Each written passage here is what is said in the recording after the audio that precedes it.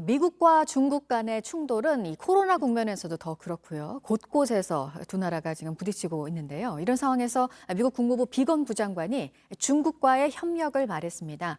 북한 문제가 두 나라 협력의 현안이 될 수 있다고 했습니다. 보도국 연결해서 알아보도록 하겠습니다. 이재승 기자, 북한 문제에 대해서 중국이 할 수 있는 게 많다는 건 어떤 뜻으로 받아들이면 될까요? 네, 미중 무역 분쟁 속에서 미국 정부가 휴스턴 주재 중국 총영사관을 폐쇄하도록 요구하면서 미중 관계가 더 나빠졌습니다.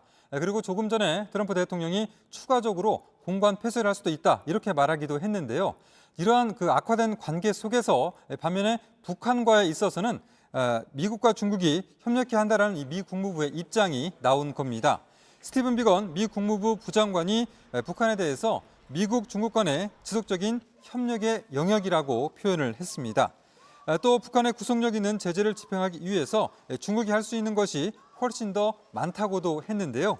북한의 비핵화 현안을 두고 중국의 적극적인 대북 제재 이행 등을 압박한 것으로 풀이가 됩니다. 압박과 동시에 중국의 역할을 어느 정도 평가하는 내용도 있었는데요.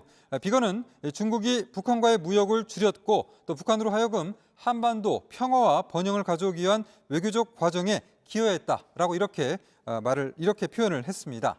아울러 주한미군 감축론과 관련해서는 전날 에스퍼 국방장관과 마찬가지로 선을 그었는데요. 한반도에 미군이 주둔하는 것이 동아시아에서 미국의 안보 이익을 강력하게 증진시켜 줄 것이라고 생각한다. 이렇게 밝혔습니다. 네, 학교 안에서 코로나19 확진자가 나오면 더 긴장할 수밖에 없습니다. 서울의 청담중학교에서는 급식 배식원이 확진 판정을 받아서 등교가 지금 중단된 상태인데 접촉자 검사가 지금 진행이 되고 있는 거죠?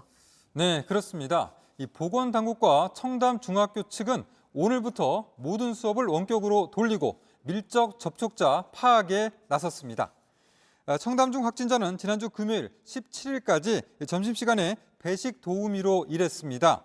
이후 증상이 발현되자 출근하지 않고 있다가 어제 확진 판정을 받았는데요. 서울시 교육청은 어제 오전에 3학년이 시험을 보고 귀가했고 오후에는 2학년 시험이 예정돼 있었지만 등교를 중단시켰다라고 설명했습니다. 방역당국은 확진자와 접촉했을 가능성이 있는 학생 120명과 교직원 68명 등 총 188명에 대해서 전원 검체 검사를 진행하고 있습니다. 이 중에 밀접 접촉자로 분류된 7명은 검체 검사를 실시한 뒤에 자가 격리 조치가 됐는데요. 해당 확진자가 근무 당시 학생과 종사자 모두 마스크를 착용하고 있었던 것으로 알려졌습니다. 이 밖에 새로운 소식은 잠시 8시 이후에 다시 연결해서 전해드리겠습니다. 지금까지 아침엔 지금 JTBC 이재승입니다.